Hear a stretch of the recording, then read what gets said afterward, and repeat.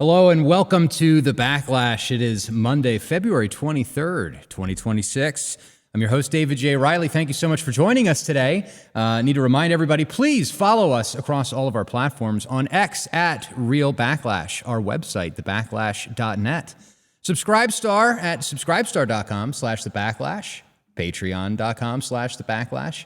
You can, of course, get all of our different platforms at thebacklash.net/subscribe. So thank you so much for joining us, everybody over on Rumble at Backlash Podcast or on YouTube at Real Backlash. Thank you so much for joining us today. We've got a great guest, got a great show coming up. Need to give a brief shout out to our sponsors. First up is ODGG Supply. Whether you're going blanky mode or tactical mode or, defending your home or taking a nap in the woods, ODGG Supply has got a whole host of military surplus and awesome gear that you could possibly, anything that you could possibly need. It's odggsupply.com, abovetimecoffee.com. They've got amazing small batch hand-roasted coffee. Antelope Hill Publishing, they're fighting to keep history alive. Visit antelopehillpublishing.com. North Idaho Tallow Company, soap that doesn't make you gay. And Atlas Bullion.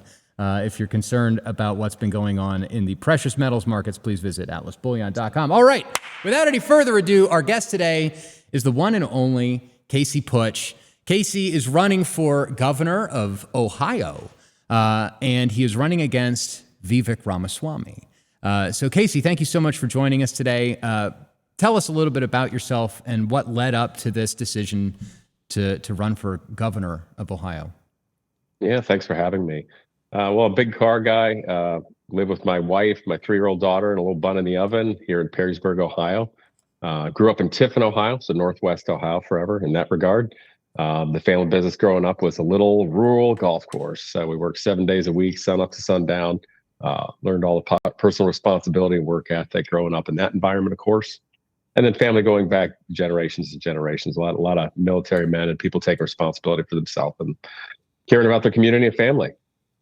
And then, of course, with regard to the run, in the last, I would say 6 years, I've become more and more disgusted by what I've seen in culture and politics, the dividing of America, and looking at, frankly, what's behind that's in no one's best interest.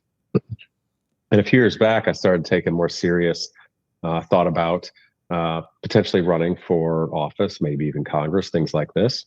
But, you always try to better your life as well as everybody else's. I do a nonprofit called Genius Garage, where I mentor college engineering students and technical kind of students, giving them the skills they simply can't get in school and helping them get amazing jobs. Done that for the last 11 years.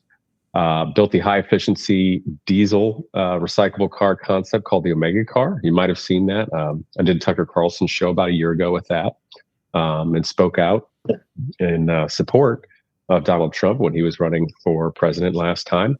The car got over 100 miles per gallon on diesel, wow. Calculated out to have a lower carbon footprint per mile than an EV.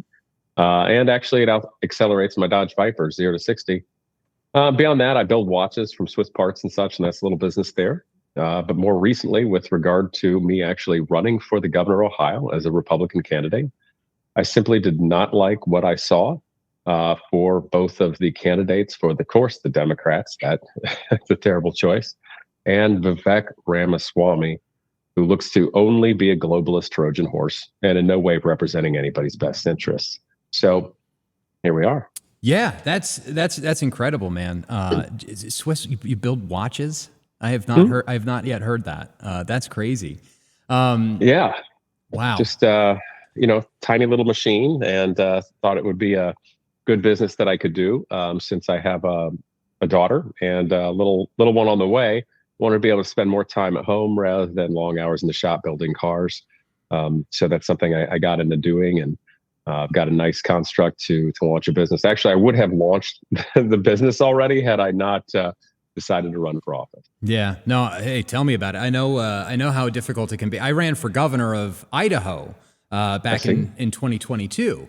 So I'm very aware of what it all takes, and we're definitely going to get into that a little bit. I want to hear some updates on your campaign, how much money you've raised, what kind of volunteers you've got. But first up, Vivek Ramaswamy. So, he kind of came onto the scene a few years ago. He said a lot of the right things, but then something just wasn't sitting right, and things started to come out eventually about how he was involved. It was some sort of like Alzheimer's scam that he was involved with, some sort of pharmaceutical company that really had no viable path forward. He bought the thing out, pumped it in the public markets, made a boatload of money. And it seems like he's been doing some of this stuff too with Bitcoin, I guess. There was some sort of like Bitcoin sovereign wealth fund that he was launching a year ago. I remember meeting with somebody in Vegas that was telling me about it. And I was just like, wait, what? What's going on here?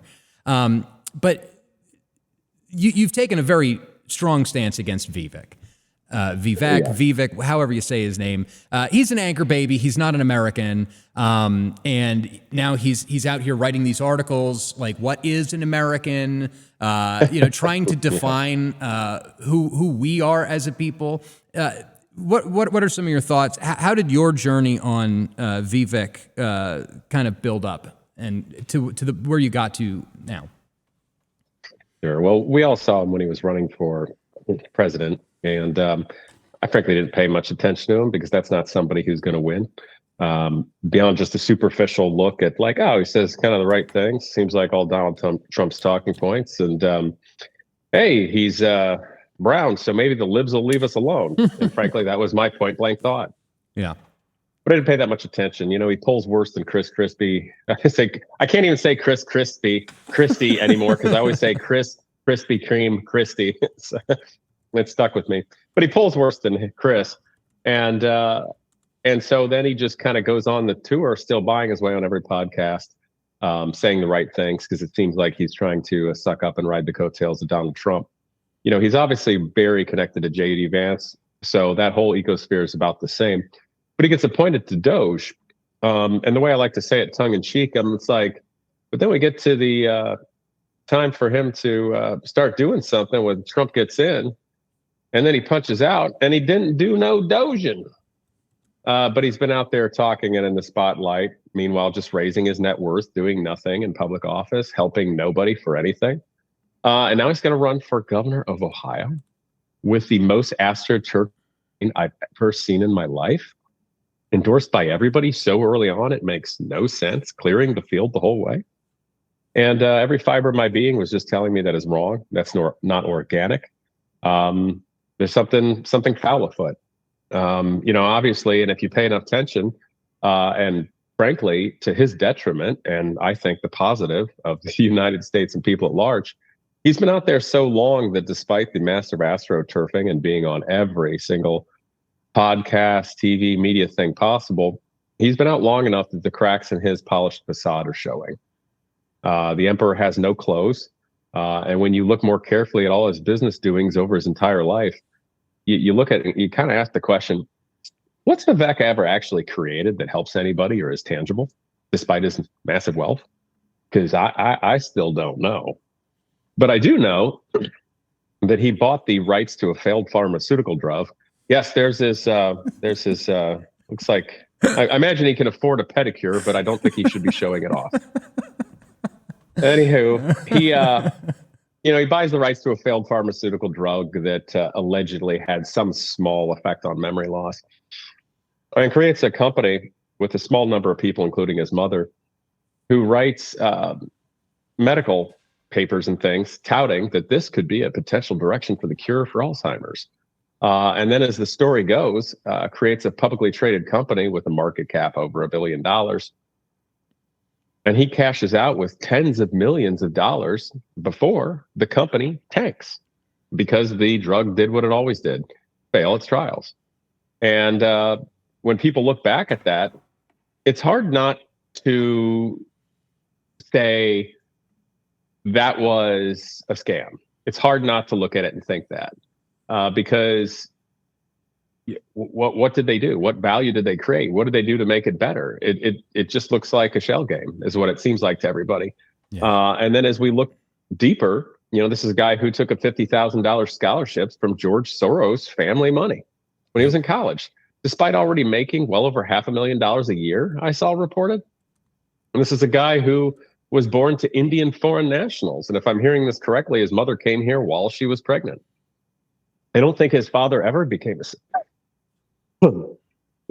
citizen. His mother did years later. And so this man, despite his massive wealth, has no businesses in Ohio. He's done no real philanthropic work in Ohio. He didn't go to school in Ohio, higher education. He was raised Hindu, and then he goes to a paid Catholic high school, but then his Hindu later. There's nothing about this guy's story that adds up in any way. There's nothing organic about it. There's nothing about him that represents Americans or Ohioans across the board, and certainly not that in conservative land. And what I've come to find, and especially now in actually running and seeing more things behind the scenes, is that the GOP is 100% for sale. Yeah. And the vast majority of them only care how much money you have. It has nothing to do with if you represent the majority of the people. And so what's so fascinating about the race that I'm in right now, and in no way am I taking credit or trying to think this is such a special note, but it's a unique circumstance because Vivek is 100% manufactured managerial elite that represents no one of Ohio, nothing conservative. And by all means, he appears to only be a globalist Trojan horse. Yeah. And then there's me, an Ohioan. It goes back generations. It's been working really hard to try to help people out with actual nonprofits and teaching, building high efficiency cars, trying to build manufacturing companies, trying to build a watch company, maybe bring more manufacturing back to America, and living a life that reflects that of average Ohioans, just trying to make the future better. But we all feel like we're living in that scene from the first Star Wars where they try to escape down the garbage chute and then the walls are closing in. And that's how we all feel. Yeah. So looking at somebody like Vivek, which is the choice that's being shoved down our throats by the GOP, which reflects nothing of what the Republican Party is supposed to be, we can't take it anymore. And I couldn't take it anymore. And that's why I decided to frankly take this leap of faith and run. Nice. Yeah, it's and thank you for doing that. There's been a few good candidates that I've been seeing coming out. We have James Fishback down in Florida. We interviewed him a month and a half ago. I don't know. And then one just announced here in Idaho, actually, Mark Fitzpatrick. So there is like a nice crop of, good people that are actually stepping up, trying to win. It's incredible. Now, I'm actually from Ohio. I don't know if people know that about me. I was born in Cincinnati. Okay. I grew up in Columbus and like Upper Arlington. Then I lived in Cleveland for a bit, Bay Village. Oh my gosh, my dad was originally from Bay, and I lived the first couple of years of my life in Rocky River. Oh yeah, no kidding. Yeah, Rocky River is just down the road. That's crazy. Now, there is some funny, I guess, some lore about Ohio. Geez, they're way too close together. But that is, did you listen to Rush Limbaugh back in the day in the in the 90s? Yeah. You couldn't escape him if you were around conservative family and friends. I remember Rush on the radio many a days. What station did you listen to him on? Oh, I couldn't remember. To be honest, that was back in the day. And when I was in my 20s, I was more interested in building fast cars and motorcycles and chasing pretty girls. And so I remember Rush. I remember his voice. That sound will always take me back, but I don't remember what station. That's so fun. So anyway, I guess the reason I was going there is because my dad, he was the program director of 610 WTVN down in Columbus. And they were the first radio station to sign Rush Limbaugh in Ohio. Oh. So if you listen to Rush in Ohio, or Mike Trivisano, my dad is the one that actually he found Mike Trivisano, God rest his soul. So anyway, it's just kind of funny how there's certain voices that will always be Ohio, and it was like the old radio guy who would announce all the Ohio State football games back in the day, especially like 80s, 90s. I don't know the name, but that voice will always forever be Ohio, as well as Rush Limbaugh. And for Cleveland lore, do you remember? It's like Big Mike and Little Rich. They hosted a daytime movie thing on Cleveland TV. They had this really funny laugh. That's funny. And I don't remember them. No. Yeah, I think it was an 80s thing. Oh, okay, yeah. A little bit before my time. I was a little kid. One of the funny things, though, like growing up in Ohio, I never really knew about like the political corruption. Obviously, I mean, even being a kid. I mean, I was like only like 10 years old, I think, when we left Ohio. Yeah. But over the past 6-7 years now, in the wake of the Jeffrey Epstein disclosures, we've come to find out that Ohio is actually right at the middle, right at the heart of some of the worst corruption that we have in the country. For example, Leslie Wexner. The owner of the Limited, Victoria's Secret. I believe he held a stake in Southern Air Transport, which was a CIA funded airline that was used to run guns and drugs during the Iran-Contra situation. So Les Wexner, I just saw he's got like a whole thing at Ohio State University, the Les Wexner Football Complex. Yeah, the Wexner Center for the Arts, the football complex, and the medical center as well. And it's funny because if you go into the art complex, it's all modern art, and it's largely devoid of any art or classic beauty of any kind. Very typical. I will keep my thoughts to myself on that one. Fair. But you've got, Les Wexner here with Jeffrey Epstein. It's revolting. And something that's come out recently, actually, thanks to Nick Fuentes' show, the connections between Leslie Wexner and J.D. Vance. It turns out... Yes, I believe there was a big fundraiser for J.D. Vance running as senator at Wexner's house. Mm-hmm. Yes. And so we've got money going from Les Wexner to J.D. Vance. Of course, J.D. and Vivek were in, I think, was it Yale together? They're pretty interchangeable. And J.D. Vance, of course, his wife is in fact Indian, and his son is named Vivek. Yes. These are not coincidences. No, they're not. And so as a part of this tapestry of corruption and craziness that's been unfolding in this country is, of course, at the center of it is a guy named Peter Thiel. Peter Thiel. Yeah, Mr. Antichrist himself.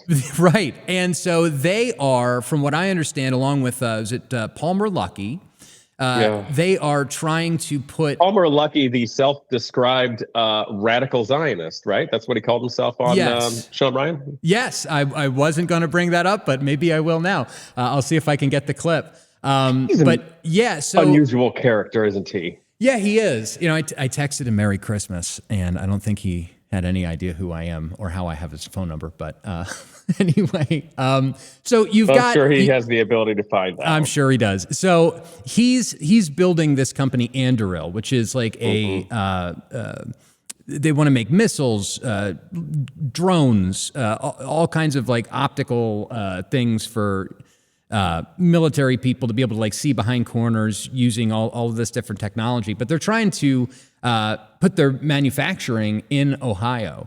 They're doing more than trying. Yeah. Well, so I guess, first question would be James Fishback in Florida has pledged to ban Palantir from Florida, from operating in Florida. What does the Casey Putsch campaign for governor in Ohio? Are you thinking about making any of those similar steps, banning Palantir, perhaps doing something against Anduril, or are they just going to be allowed to operate with impunity? So I'm going to choose all of my words very, very carefully here, and I am going to ask all of your followers to let's step out of political reactionary and judge what I'm not saying by my body language. Yes. I like Fishback. I like what he's saying. Fishback is also very good, and I don't mean this as a negative thing, but with the theatrics of his statements to get attention. And that's fine. And that's something you need to do. The names Peter Thiel, Les Wexner, Jeffrey Epstein, Sam Altman, Vivek Ramaswamy, the list goes on, are people that I trust not even as far as I can throw them. The Wexner is always known and legendary for his vast wealth in Ohio. He effectively built the town New Albany. with Jeffrey Epstein. And they used strong arm tactics of buying real estate and doing things in such a manner that it destroys the value of real estate, which would put people in bad positions to sell their home. So they built that town. Now, I'm going to say a couple of things here because I've heard them, and I'm only repeating what is commonly said on the street. The term the Jewish mafia exists and is well known in Columbus, and that's what they say. That's what people commonly refer to something as. And I've also heard it commonly said that they wanted to create a little Israel in Columbus. Now, I don't know what any of that means, okay? But I know how people feel when they say it. I do know that Jeffrey Epstein had a big foundation, and to the extent and details of this, I don't know, but it was to help Jewish leaders and cultivate people within the Jewish community. Now, that is a statement of fact and in no way a critique. I'm just pointing that out.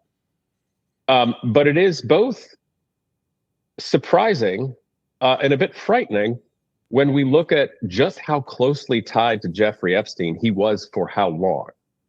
Jeffrey Epstein is known to have had full power of attorney over the entirety of Les Wexner's estate. That's full power over his entirety of his life. And he had the second most expensive house in Ohio, with Les Wexner having the first. You know, all of those things I said is just what people commonly know. And that is interesting, isn't it? Yeah, no, it certainly is. There's, you know, like I said, like when you're growing up, you don't really know about all this stuff, and then eventually your eyes kind of open to it. At least for me, in the last 6 years, coming to find out about like how the Jewish mafia functioned, and how that's what they call it. That's what they call it, right? The kosher nostra. And a lot of it had to do with Cleveland. A lot of it had to do with rum running between the Bronfman family up in Canada. Of course, they own Seagram's 7, which is like whiskey or something like that. But you had people like Meyer Lansky, Mo Dalitz, all of these gangster types that eventually went on to found Las Vegas. It seems like there is a direct connection between all of that and Jeffrey Epstein and what was going on there. It's really unbelievable. And so, let's be honest. There's all throughout history, there's different families and groups and countries and religions that all have their own organized power networks. Mm-hmm. And people can refer to any of those things as the so-called mafia. Yeah. So when I say that, I am pointing out that this Les Wexner thing is of great concern. But it's just something that is worth looking at carefully and not forgetting. I will say this, there's already absurd amounts of fraud going in Ohio that we have to attack first and foremost. The entirety of the Somali population is so large. If we think for a second the same scams that are happening in Minnesota aren't happening down here in Columbus, Ohio, we're crazy. The same thing, the Haitians in Springfield that Governor DeWine is defending to an insane amount. This radicalized judge that stopped the Trump administration from being able to re-immigrate the Haitians in Springfield. Excuse me. While DeWine says that it'll hurt, we have to have those workers because it'll hurt the manufacturers in Springfield. Why?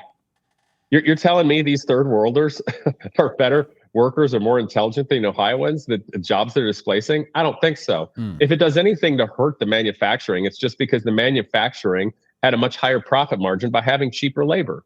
And so then what happens is all of our garbage political leaders are shoving the third world down all of our throats. So corporations and these political leaders can profit hundreds of millions of dollars while displacing native Ohioans' jobs and while lowering the salaries for everybody. Meanwhile, such garbage leadership across the board with fraud and waste and abuse that exists in general is making everybody's cost of life be higher. We don't even believe in fair law anymore. Radicalized judges, lawfare, public defenders that have too much caseload.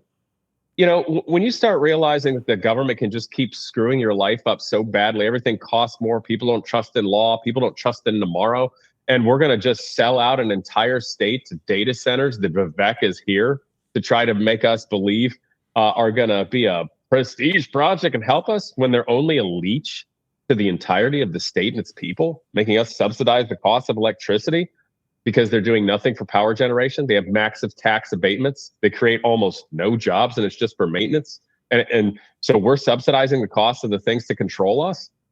All of these things tie in together. But the fact of the matter is this. In Ohio, yeah, I get that the Republicans are largely in control, but are they even Republicans? Is Mike DeWine any different than a Democrat at this point? And I mean a bureaucrat Democrat, not a classic Democrat. Classic Democrats, okay. Classic Republicans, okay. But all we have now is a disgusting uniparty.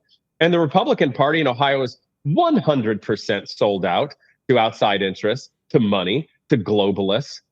Les Wexner influence, my God, he's basically the amount of influence that Les Wexner and all his connections to whether that be foreign nations or groups of people that support foreign nations is tremendous. And look at the people he supports and look at what they bring in, the tech bros. What is happening in Ohio that makes anybody's lives here better?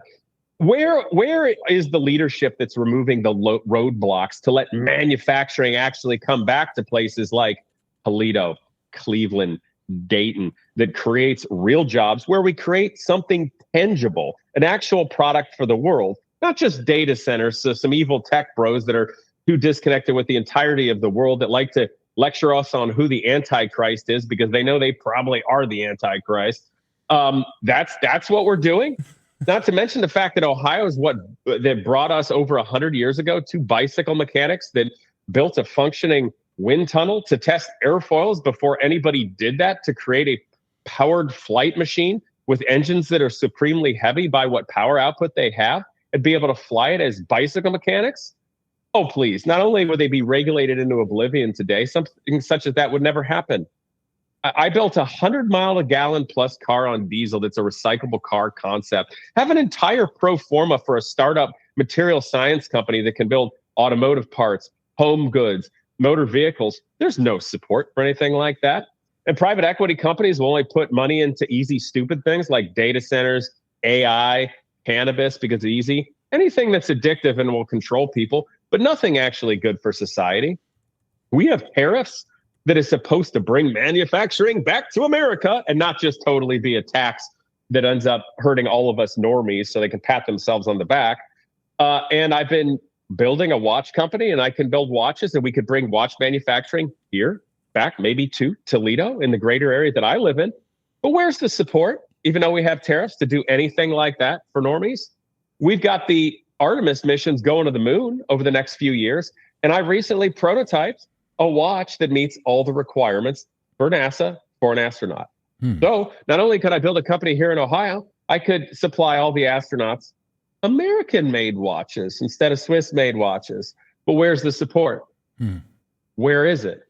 So, the Jeffrey Epstein thing makes me insanely mad beyond belief. That's more proof in the pudding that we have no government, because if we did, people would be being hung en masse. Well, here's a question.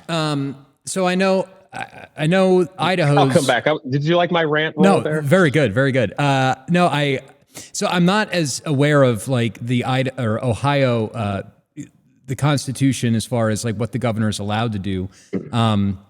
One of the things that I was thinking about back in 2022 running for Idaho governor is the creation of a state bureau of investigation, something that would be answerable to the governor, where, you can kind of cut the FBI and the corrupt agencies out of it and just have investigations that are done under the purview of the office of governor. Have you given any consideration to something like that? Absolutely. And that's one of the reasons why governors are perhaps the most important figures in America today, because they represent the entirety of the state. And that statement alone is the topic for a much larger conversation. But more specifically to your point, one thing that I want to appoint immediately is a task force of ex-special ops guys And their job is specifically to track, target, and hunt down human and child traffickers. Ohio's a hotspot for that. We have 80, 90 going north to south from from Detroit all the way down to Florida. I-75 north and south, and then 80, 90 going from coast to coast. We have rail, we have air, we have access to sea through the Great Lakes. There's a lot of trafficking here, but no one talks about it. Yeah. So why on earth are we not having guys that are retired and still young? Why aren't we hunting them down? Because I say this, dear Washington, D.C., it's just that easy. So more of that can be done, but it's not. Right. And the fact that it's not is what should make everybody stop right now, pull their head out of the dream that is Plato's allegory of the cave of our uniparty that's feeding us garbage choices, and decide we need to take our state back. Yeah. No, I think that the future is definitely of this country anyway is definitely going to be strong. I mean, we've even seen it with Tim Walz. I mean, like he's a doofus, but he's at least standing. Nice. He's standing up for his state in the face of the federal government. That was something that I never thought I'd see like a liberal do. That's for sure. But here we are. You've made some overtures or some videos about the data center stuff. What are you planning on doing if you were able to win? How would you regulate data centers and prevent these things from like taking over? Well, a simple thing is a study on exactly what's happening, where they came from, why, what the strategy was for them to come in under the cover of night, so the whole world can see what the nefarious push of the chess game was. But the fact of the matter is they're already here, they're being built, and they're coming. So you simply have to have leadership that understands this and can push back, because if they can't be a net gain to the state, they're only a leech. And if they're only a leech, they're an enemy of the state, period. And they're being pushed by larger powers that care nothing for the state or the people. They're here as a stopgap measure because we're in a new time of what I call it, like a nuclear arms race, but with data centers and AI. Mm-hmm. And Ohio has good infrastructure, relatively peak power generation, and they targeted us to take advantage of us, period. They're taking advantage of our electricity. They're taking advantage of our people. They're taking advantage of our land, and most especially our water and aquifers. And the impact will be great. So understanding that we live in this time, which I argue is not a good time for humanity, but it is here and it's coming. The entities and the companies that are doing this have got to be doing things that's in a net gain. So one thing is looking at where can these data centers, where can this sort of industry be built in Ohio physically that has the least impact to the land and the people and our price of life, as well as being more efficient for that to happen. So it's simply understanding that this is the time in human history we live in. But just because that's it doesn't mean that I can't be a defender of the people and the state and make sure this is being going to happen in a way that doesn't hurt us all. And that's at the core of it. That's really what needs to happen. Yeah. One of the other things I wanted to ask you about was the opioid epidemic. That hit Ohio pretty hard. I was curious if you have any updates on that. Like, where is Ohio these days? I remember back in 2010, 2011, it was pretty brutal. People were dropping dead from my generation all over the place due to opiates. Has there been enough attention given to the opiate crisis in Ohio? Are you on the other side of that, or is it still a problem? It's definitely a problem, and I don't think enough attention has been brought to it. There had been more attention for it in the past, but I hate to say it, we've got such big problems that it's overshadowing drug problems, which is really horrific when you think about it. So we can't forget that. At the core of it, it's attacking the root. Why? Where specifically is this happening from? What is the economics of that's making this possible?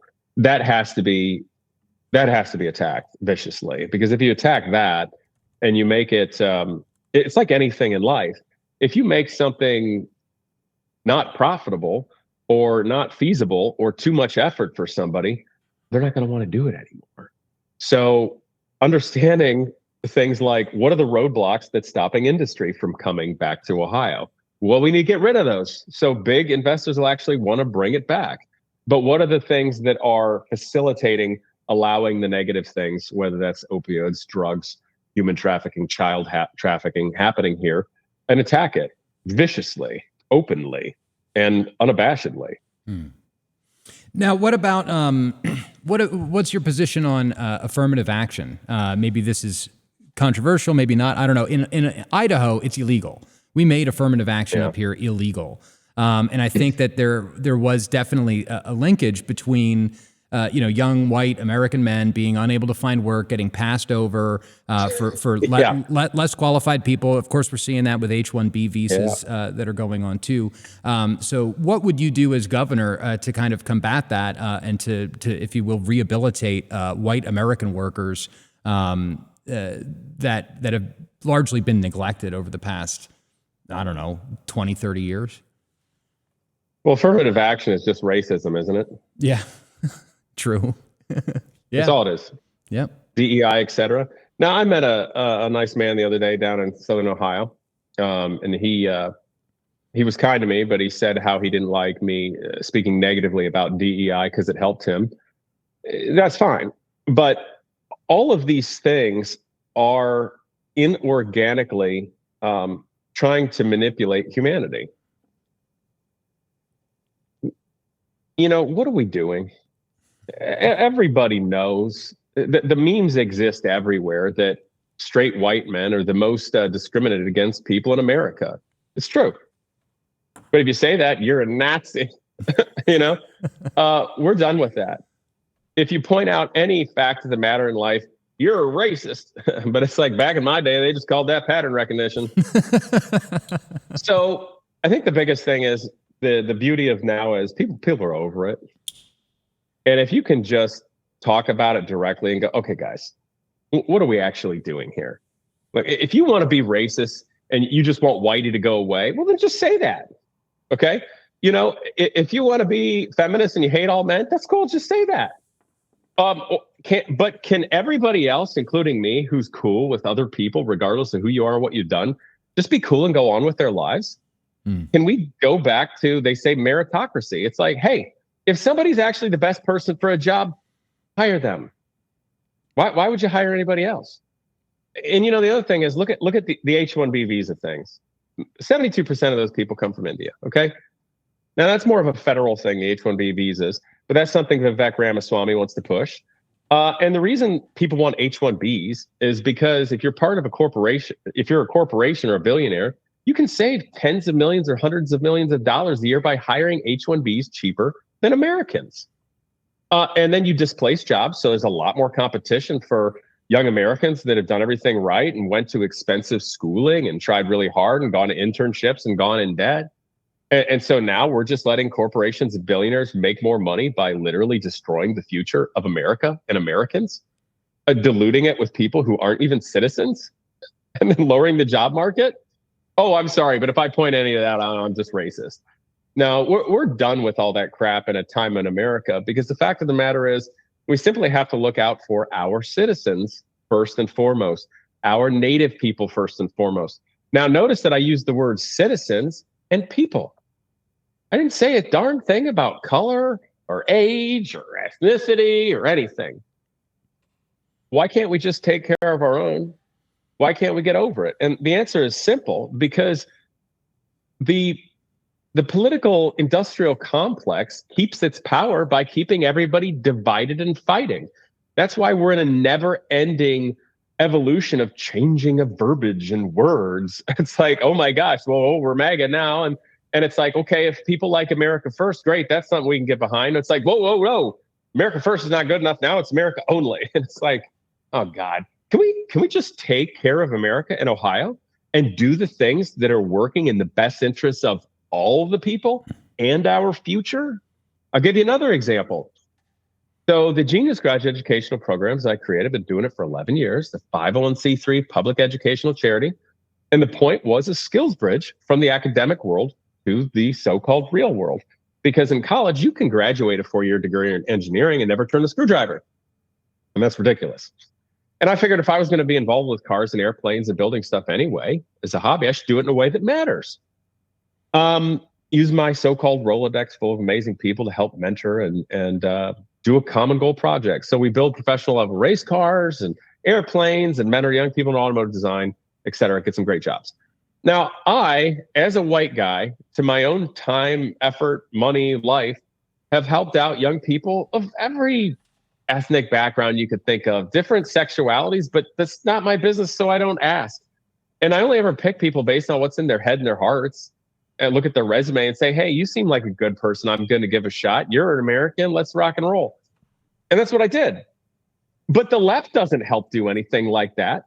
Because the left, they just want to get power by dividing everybody, yet not doing anything about anything.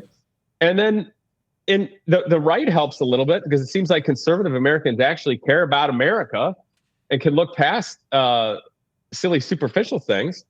But where I was going with it is, in Ohio, we have something called Ohio Means Jobs. And typically in Genius Garage, I help young people ages 18 to say mid-20s. Well, that's the exact age demographic Ohio Means Jobs. And Ohio Means Jobs will pay a minimum of $7,000 a year, if I'm getting this correct, for up to 2 years for the schooling and curriculum of young people to give them skills and trade jobs, that sort of thing. And then they'll even pay for the employer. Ohio will fund the first 6 months salary to that young person when they get a job in their job. And like, this is amazing. This is exactly the connection Genius Garage needs. So our most driven young people can actually get somewhere and get a job. And this organization can stand on its own 2 feet and grow and be a thing around Ohio until you read the fine print. And Ohio Means Jobs only exists for people that are current or ex-felons, drug addicts, alcoholics, born into extreme poverty. So Ohio and the government will help the people who either can't or don't want to work, but will do nothing for people that have the best chance to actually forward the future. Again, there's no support for innovation, like something I do, like the 100-mile-a-gallon mega car. There's no help for startup companies. There's no one bringing manufacturing back. There's no help for somebody who can build a company like the watch company despite tariffs. So the point of it is, I'm done with this DEI stuff. I'm done with this affirmative action crap. I'm done with this only ever like helping people that aren't even helping themselves of the future. I think we need time. I think we need somebody that can lead with a little bit of stoicism and realize that we should help the people who want to help themselves and forget about all this political, superfluous gamesmanship and circus that's dragging us all down. Yeah. What are your thoughts on AI regulation? Because, there's been a lot of talk about how AI is going to like negatively impact the jobs market, which I think, that bomb is yet to blow up entirely. But certainly we're seeing entire sectors, video, photography, graphic design, even, news people, writing people, really relying on AI. Have you given thought to any kind of legislation, like hire human legislation, that would force anybody coming into the state of Ohio? They say they're going to build jobs. They say they're going to build a factory or something. Well, is there a way to tie that to some sort of hire human policy to prevent all of these manufacturing jobs from going to robots and AI? Well, the topic is much bigger than a couple of sound bites. And I'm going to do the best job I can right now to throw a lot of stuff at you. Sure. Ready? Go ahead. Hit me. We have no regulation. AI is the most insidious device ever created in the history of man to steal your likeness, your voice, your information, your data, and to make it their own. The billionaire tech bro class and the world elite class, these are people with no roots and no home. And their so-called home is anywhere they make it. They are beyond us. They don't care about us. And they're going to get what they want no matter what. We do need AI regulation. We, as Americans and as Ohioans, need our likenesses, our IP, our voice, everything protected. Frankly, America needs to be protected from its own damn propaganda. It's legal to propagandize Americans as America. And we're quickly reaching a point in human history where nobody's going to be able to believe anything at all anymore. And the entire trust in everything is going to break down, which is a very dangerous part of human history that's coming up really quickly. Which all of these powers already know that, because they're going to be set up in a way to take advantage of it. Mm-hmm. So the other thing is, if AI kills, let's say 40, 50% of white collar jobs, that's going to create an instantaneous Great Depression, period. White collar people don't immediately already have the skills or the facilities or anything to just start creating a product. So we're going to be in a depression. So like this past weekend when my wife and I were driving around the greater Toledo area, there's a lot of bad neighborhoods in Toledo because Toledo lost all its manufacturing and its jobs. And when you lose your manufacturing and the jobs and a town gets depressed, guess what? All the neighborhoods get depressed. All the people get depressed.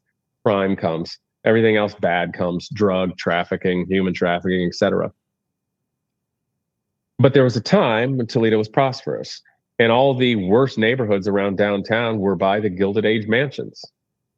But that time's gone. But a new bad time like that is coming because of AI. But the difference is it's going to be every neighborhood around America and the world. So all this is an arms race that's bigger than governments. One of the things that I was most harshly critical of our president, whom I worked to help get elect, was unregulated AI for 10 years in the big, beautiful bill, and then later his executive order to do so. Because it won't take 10 years before AI and the people who control it are more powerful than any semblance of the United States government. The United States government is already orders of magnitude been more influenced. By the way, that was rage bait. We'll talk about it in a minute. Don't take that as a totally genuine post. No, it's okay. No, we should talk about it because that was a really cool op I ran. Yeah. Anyway, the tech bros are going to have more power than what the government is. And why would Donald Trump allow unregulated AI for 10 years? One of two reasons. One, he's an idiot and does anything people tell him and doesn't care. Or two, he's not an idiot. Let's say he's not an idiot. Well, then he knows, let's put it this way. Let's say a Democrat gets in office in a few years. Wouldn't you think he might not want a Democrat to have all that power? But then again, is it more because they already know that the United States government really doesn't matter anymore? And that once that kicks in, and probably basically already where it is, the entirety of our government is basically just Plato's allegory of the cave. And the real last stand is at the state level and governors. You know where I'm going with that? Yep. It's bad. And anybody who's talking about unregulated AI and immediately goes into it'll cure cancer, you know those people are your enemy. Yeah. Yeah, no, I think they're lying to you and misdirecting. No, I think you're right. But yeah, no, let's talk a little bit about this. Let's talk a little bit this rage bait post. Boy, I made people mad. Yeah, you did. I saw it hit the timeline. You got botted too. I could tell that there was a lot of like very inauthentic activity. You know, like his campaign is totally done, etc. Well, let me ask you something. Yeah. Before I say anything about it, would you elaborate on what your impression of that was and what you saw in the comments that you just hinted upon? Well, I mean, I agree with the sentiment here in the tweet, right? Like, why should I obey the speed limit if Trump can't hold accountable the Epstein people? I think that a lot of people in America are feeling that way. You know, it is a fair statement. I think it's a fair statement. You know, like I campaigned for Trump in 2016. I was one of the first radio hosts in Pennsylvania to endorse the guy. And I faced some pretty steep opposition because of that. But here it is. It's now a decade later. It's 2026, and we have not had the swamp drained. It seems like we have an Epstein-occupied government, people like Howard Lutnick and all of these types that he's appointed to all of these positions. I'm pretty pissed. I don't think I have like Trump derangement syndrome about this. No, they always make up words to discredit your feelings, don't they? Right. And so to me, I saw this and I'm like, hey, look, here's a guy who's like finally like willing to like literally give the finger to power and do something for the people. Very populist type of vibe.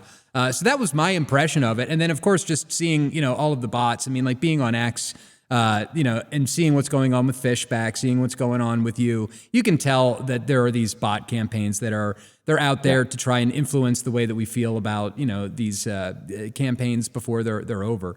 Correct. And so I'm pretty adept at like seeing that kind of stuff. I think most people are too. But not everybody. Well, let's analyze that for a second, if you will, and if you want to bring it up, go for it, because I did actually think that through. So what we have here is an anecdote that is based in absolute reality. Why should we as normies obey laws if our government can't even hold the worst atrocities accountable? It seems that we all know that there is no law at the federal level. These people do whatever they want, period. Okay, so we're already living in a two-tiered society where every bit about what the United States is supposed to be about doesn't exist or isn't working. So that's what that is. Now, we got some F-bombs in here. Capitalize right there. After at real Donald Trump, take care of this. I'm putting the pressure on old Donald. And then sincerely, this is a reminder, we the people with the F-bomb in it. Now, the thing about it is, and then of course the picture, flipping the bird from an exotic orange car, both of those things will elicit responses emotionally in people. So the sentiment of this post is absolutely accurate and absolutely true, and really you can't fault it. The only thing you could fault, if you take it as a 100% genuine thing, is that, oh my gosh, have some tact, Casey. You can't do that. But the fact of the matter is, no one can actually fault the sentiment and what's behind that post. The only thing you could really fault is me going too far and being what's the word? Maybe a little crass, shall we say, overtly. But the beauty about that is, and X is, and I have to tell you this, and this is probably going to make me more of a target, but having done automotive YouTube for a number of years, which I will remind people, the only reason I ever became a YouTuber is because I couldn't get any media exposure for the nonprofit I was doing. We were doing incredible things for young people, and no magazine would write on it. Nobody would cover it. And that's what drove me to end up being on YouTube and just using my personality. So by virtue of doing that, it allowed me to bring support to Genius Garage. But in doing that for 6 years, it's funny because now that I'm in the political world, I'm like, politics and their attacks, you guys are kind of soft and easy compared to the automotive world on YouTube, because car guys are mean and they're smart, like mean and smart. And so politics is kind of easier. It's like, don't mess with the car guy in politics, man. But you're right. It does appear there was a lot of bot traffic in there, and there was a coordinated effort. So after I made that post, and if you bring up the post after it, and frankly, I since deleted that post, and the reason being is I left the full trace of it, and me also putting screenshots of that post up, but I didn't want it to stay up and do organic damage after the op has run its course. Right. So I'm not trying to hide that I did it. I don't want it to have negative impact on, shall we say, the innocent beyond the exercise. So a number of hours later, I put a post up there. I said, with one post, I outed the paid for pro-Vivek camp, because, and this is God's honest truth. In the last week, I got a tip that they were going to try to label my campaign as clownish and unserious. And I remember those words. And people tell me things all the time, tips, information. I'm just drinking from a fire hose, man. But I remembered that. And it stuck with me with what I was seeing. There you go. So I realized that I could use that imagery and then going directly with the president and saying something that's true about not holding it accountable that would enrage people, but also be bait. It's kind of like if you've ever been in martial arts, I like fencing, sword fighting, or even fishing, you create bait, you leave an open invitation, so there will be an attack. And I noticed what you noticed, there were a lot of bots, and all of a sudden people were using the word clownish and unserious, which are not really normal words. People will use a clown emoji once in a while, but not normally like that. Right.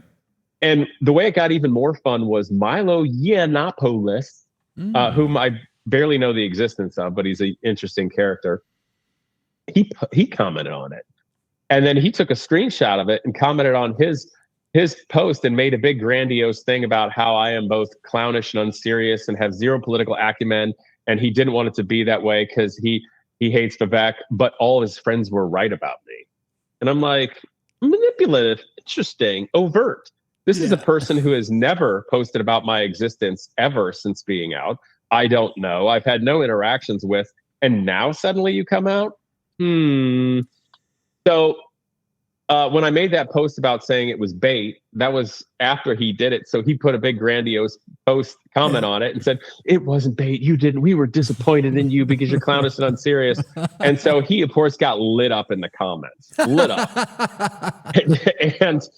And so I did a whole deep dive video where some of the things I'd done on my YouTube channel before I ran is if you use logical questioning and you can pay attention carefully to AI, you can see where AI is keeping you on guardrails and trying to misdirect you and won't answer questions and is propagandizing and shying away from things.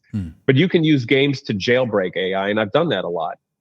And so I simply used AI to analyze the post simply for words like clownish and unserious and rate how normal that is. And then say, do you see anything within this post compared to other ones that would indicate a coordinated effort of attack? And it was giving an 80 to 90% chance of coordinated effort and attack because those words were not normal conservative or MAGA influencer words. And then we, of course, analyzed Milo's as well. And a friend of mine mentioned it, and I didn't even pay attention to it. It's the small details. He goes, my friends were right about you, which you could take as just being just more of the theatrics or a tell. Well, who are his friends? So I had AI analyze that as well that would be talking about it in a high level way. And he, of course, was leaked in a group chat, a single chat, I believe, with Pete Hegseth and JD Vance. JD Vance, of course, being from Ohio and old buddy pals with Vivek enough that he's married to an Indian woman, and JD Vance's kid is named Vivek. And if we don't recall, it wasn't that long ago that there was a public article that came out that said JD Vance is giving the usage of his campaign team to help elect Vivek. Isn't that a coincidence? Yeah, no, it makes total sense. I think I saw that you did an interview with Benny and Basil a couple of weeks ago, actually. Those guys were cool. Yeah, and you know they're kind of on the tip of the spear, at least, of deconstructing this network, the Bronze Age Barry Weiss network. You know, all of these types of people. I've not heard that said that way. Yeah, well, and it's true, but there's a patronage network, you know, coming from Peter Thiel and supporting all of the content creators that are pushing the JD Vance thing. And so, yeah, definitely. Well, and you know, Basil got banned this week too, so he's not on X. Yep, it's very unfortunate. Now, speaking of getting banned on X, you know, I want to be careful of your time here, so we're getting close to the end. By the way, my time is yours. I just have to leave in like 10 minutes. All right.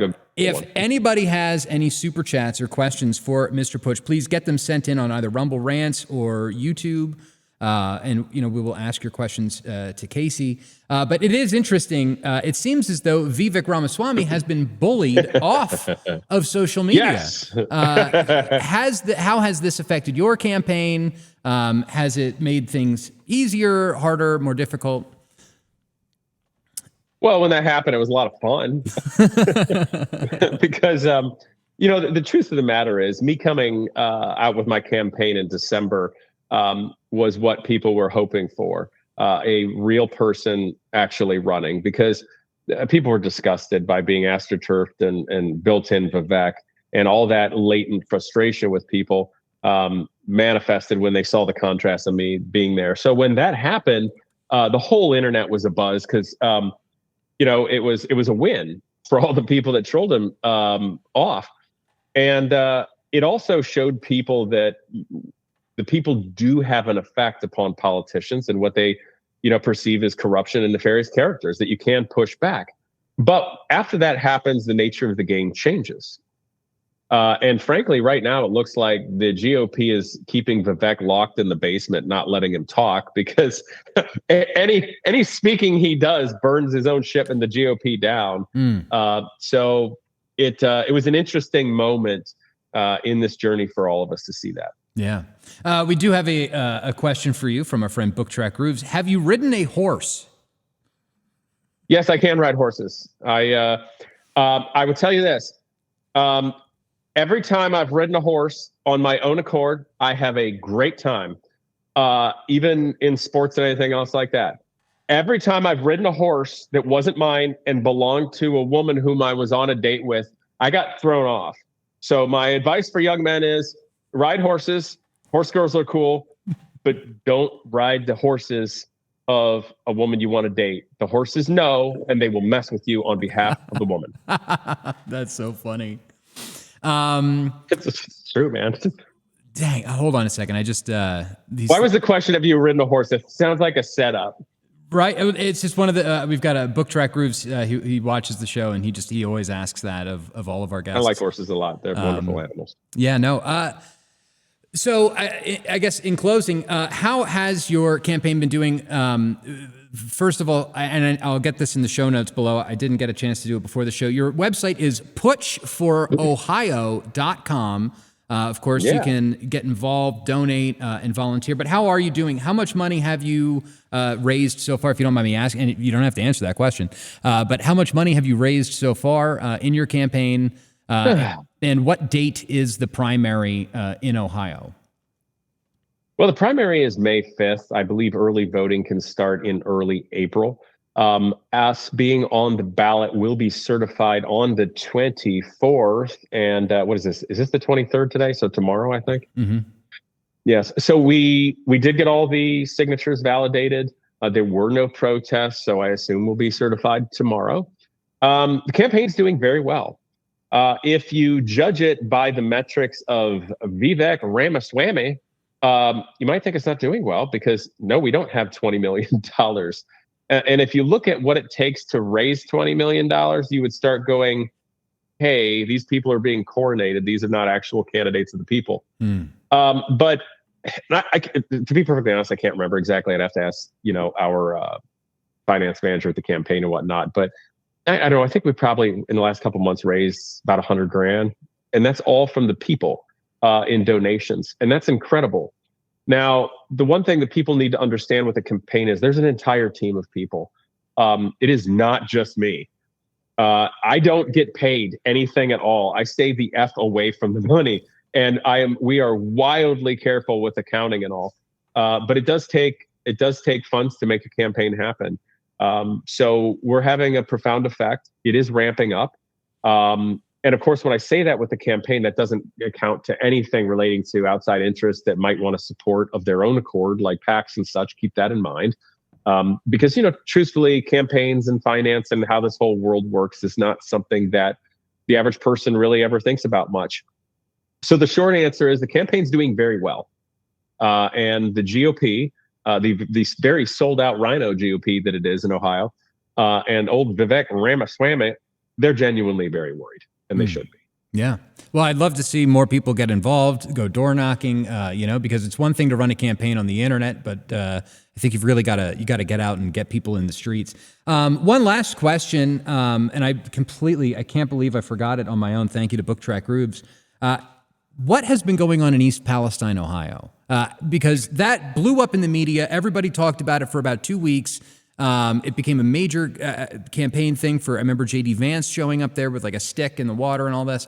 Where are we actually at with East Palestine? How are their lives? Has anything been done as far as decontamination? Is it a ghost town now? What's going on over there? Well, their lives are terrible. What happened in East Palestine has larger ramifications than, frankly, if a nuclear reactor melted down there. I'm not talking about like Chernobyl, but the implications are horrific. They're not being looked after. The government, by everything I can see, really doesn't care. Efforts being made where politicians pat themselves on the back are not helping these poor people's lives. It was a disaster from day one. And frankly, I think it's insultive when people like J.D. Vance shows up for a minute, rolls up his stupid shirt sleeves and pokes a creek with a stick to show the amount of chemicals and stuff that are latent under the surface of the water. They don't care. I don't want to say too much here right now, but let me think how I want to say this. There's some unconventional things with my campaign that I have planned. And that relates to the thought I had that's like this. Why should I just wait around and talk to everybody and just shake hands and try to make everybody think I'm really cool to vote for me, and maybe when I'm office, I'll start doing something? Why don't I just start doing something about all this waste, fraud, abuse, corruption, and things that are hurting people now? Yeah. And No. then just show it along the way in the campaign. So that disaster, I will never forget. I will never forget what it's done to the people, to the land, how they've been completely screwed, and how idiot politicians are using it at face value to try to pat themselves on their back when they're doing nothing. So East Palestine guys, to the best of my ability, I got you. Nice. All right. Well, very good. Well, thank you so much for taking the time to join us today to talk a little bit more about your campaign. Please tell people how they can get a hold of you. Well, pushforohio.com. You can, of course, send an email there. We are Barrage, so it's a nice problem to have because the people are very much behind it. Obviously, I am on social media, so you can try there. I do the best I can, but my time is small just for the sheer magnitude of everything going on. Naturally, this campaign exists because of all of the people. So donations do matter. It is imperative. That's how we do this. That money does not go to me. That money goes so that we together can do something. I'm not getting paid. I still have to make a living building watches and stuff doing this. So remember that all of this effort together, the money you donate does create an ROI. Because if you believe in the things that this campaign is and represents and that I represent and will speak about, by virtue of being able to campaign, we're bringing it front and center. We're putting the pressure on these sellout, disgusting politicians across the board, on the establishment, on the lies and propaganda. So yeah, let's keep it going, guys. But reach out, please donate. I only care about the people of Ohio, and I want us all to have a future. Based. Amazing. Well, thank you so much for joining us today. Looking forward to seeing how you do in the primary. And if there's any, of course, if any of our listeners or viewers want to get in touch with the campaign, you can always send us an email and we'll try to link you guys up. But thank you so much. God bless. Best of luck. Let's see how this goes. Fuck Vivek Ramaswamy. America first. I'm rolling, baby. All right.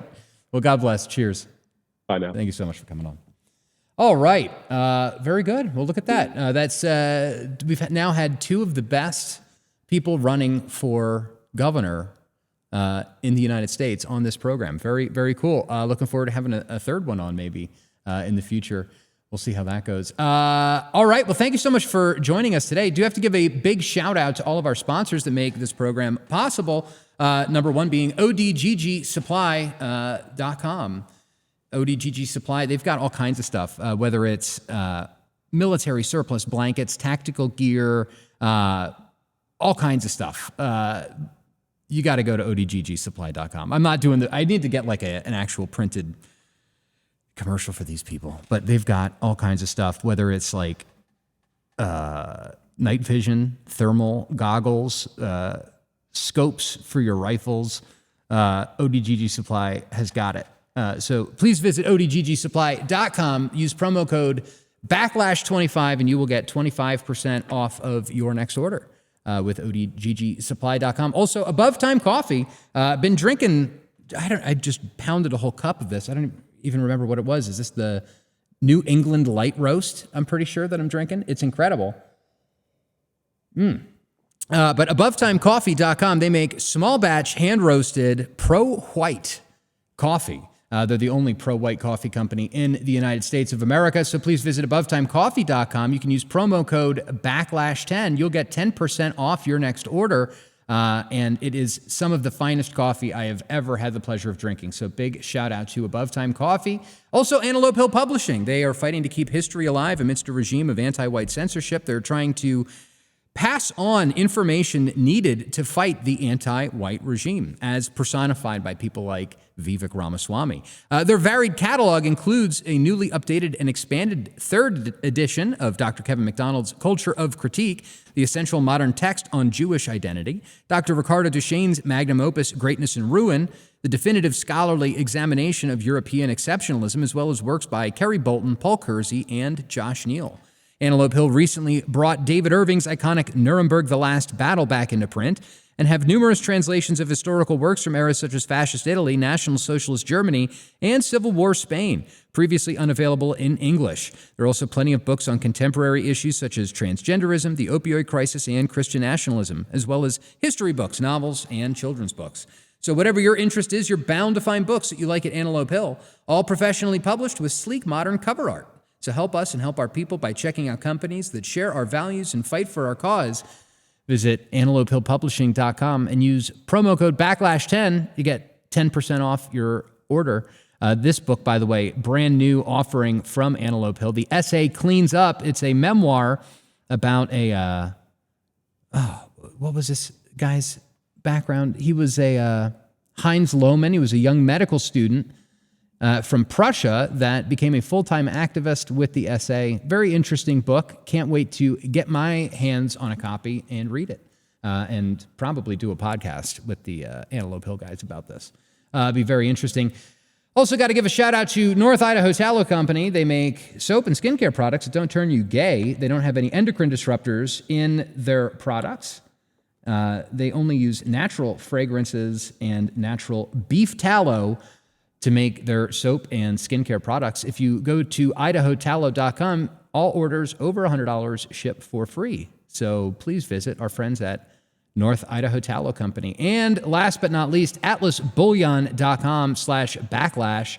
If you are concerned about what's been going on with our money, the debasement and inflation of the United States dollar, you've got to check out atlasbullion.com. They've got gold and silver subscriptions that make hiding from the inflation a lot easier.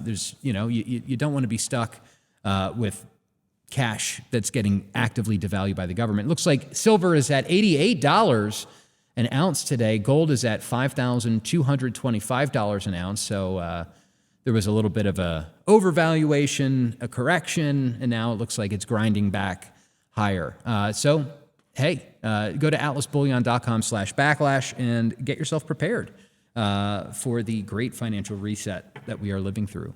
Well, all right. Thank you so much for everybody that tuned in. I got some more big content coming up for you this week. Let's see. And we'll have that up for you soon. I think I mentioned it in our last show on Friday. There was a terrorist attack here in Idaho. A group of leftists hijacked a ambulance and drove it into a Department of Homeland Security building in southern Idaho. I believe the person who did that is still on the loose. So we're going to have some more information on that, plus a whole lot more. So please join us on Wednesday, and we will see you then. Thank you so much for tuning in today, guys. God bless. Have a good one. See ya.